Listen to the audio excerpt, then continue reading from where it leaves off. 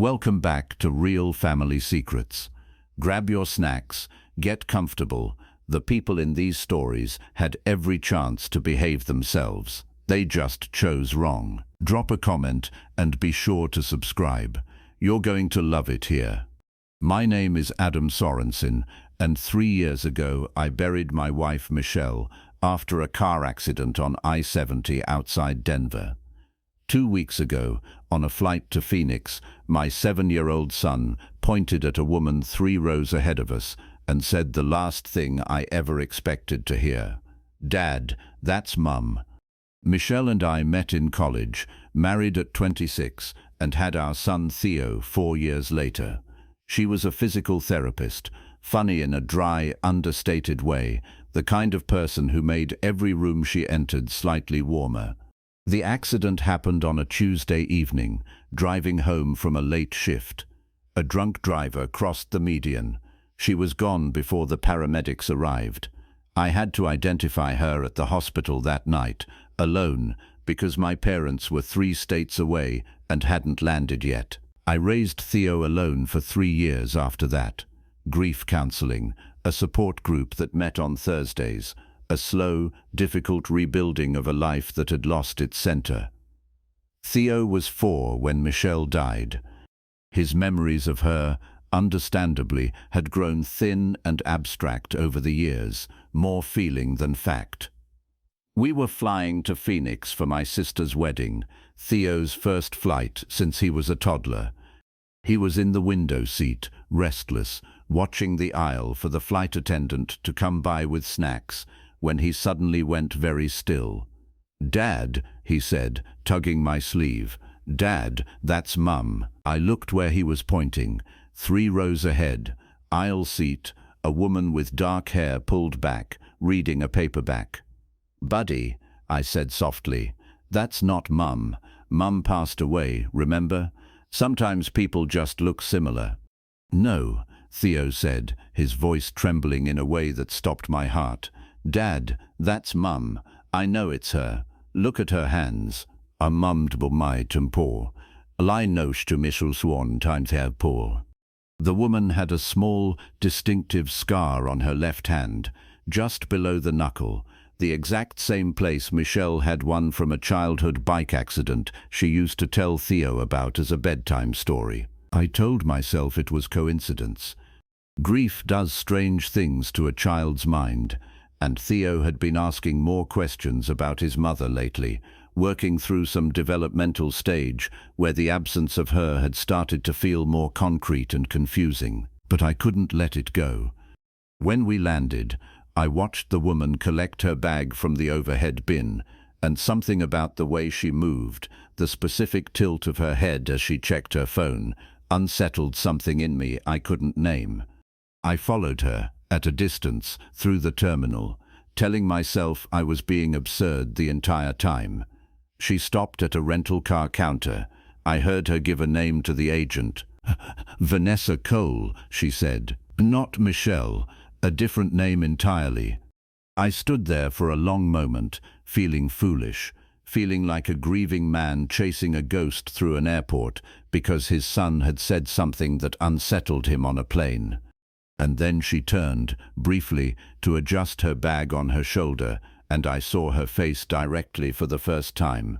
It wasn't Michelle, but it was close enough to Michelle that my legs nearly gave out underneath me.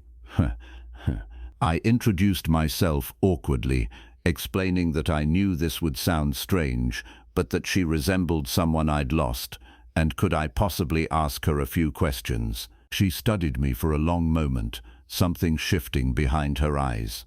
"What was her name?" she asked quietly.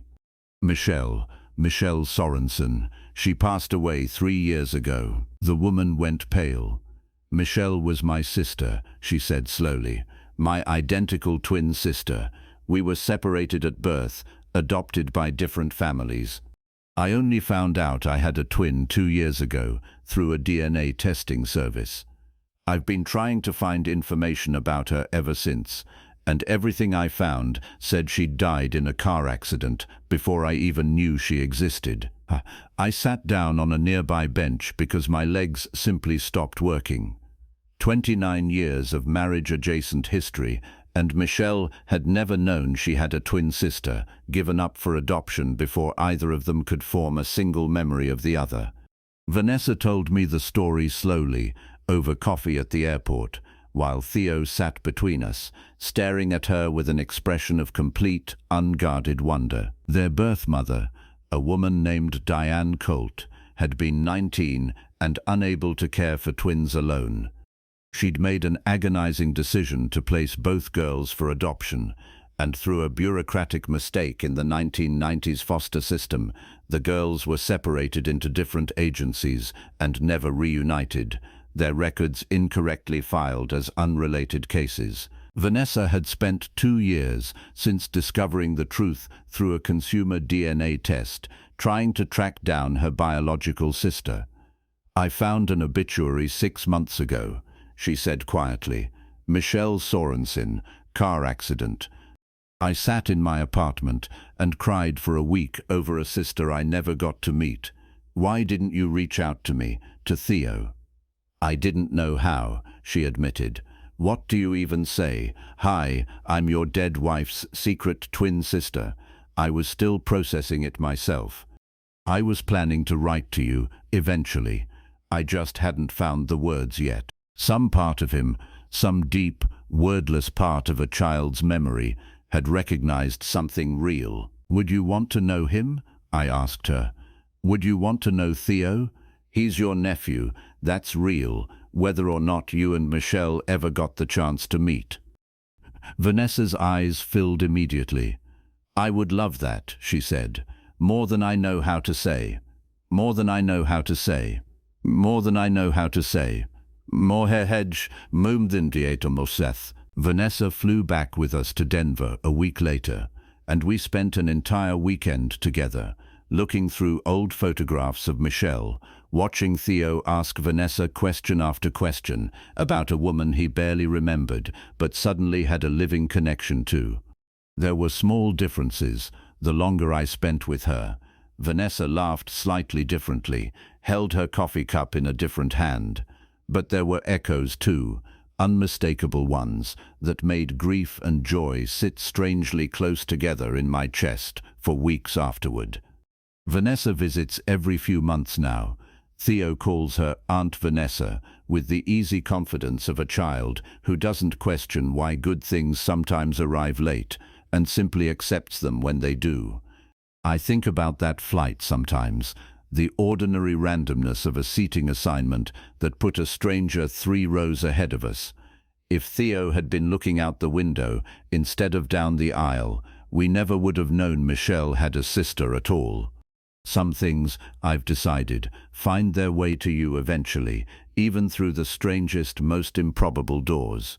Michelle is still gone. That grief hasn't changed. But something unexpected grew in the space right next to it, and I've stopped questioning why. If this story moved you, subscribe for more real family stories, and tell us in the comments, do you believe in moments like this, or just coincidence?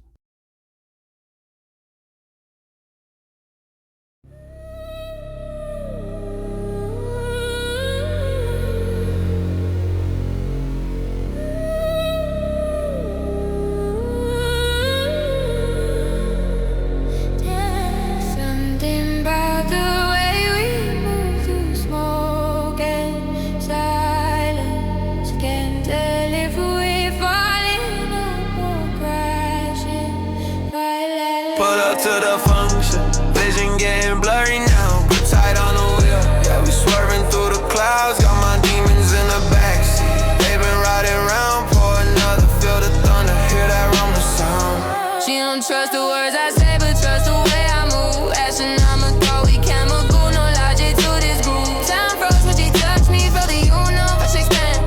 Now we're drifting through dimensions I don't understand. You said we burn it all down. Watch it dissolve into sound. We're too high for goodbye.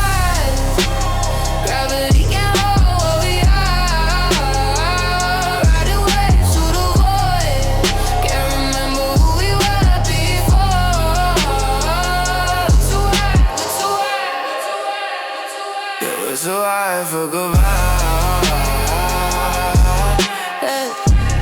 tattoos tell stories that your mouth won't confess.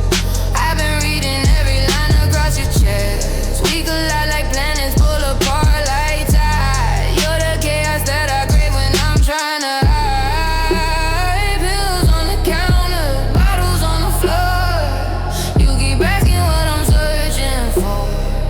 Maybe nothing, maybe everything at once. We're just bodies learning how to front. Crash the whip into tomorrow.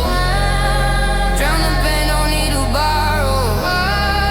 All this rage and all this sorrow. Turn the static on the stereo. Check the rear view, see my past life fading quick. See my antidote, my overdose, my favorite trick. We don't sleep, we just listen frequency. Riding baseline, tangled in the mystery. Too high for goodbye. Gravity can't hold what we are. Riding waves through the void. Can't remember who we were before. Maybe we were never meant to last. Maybe this is all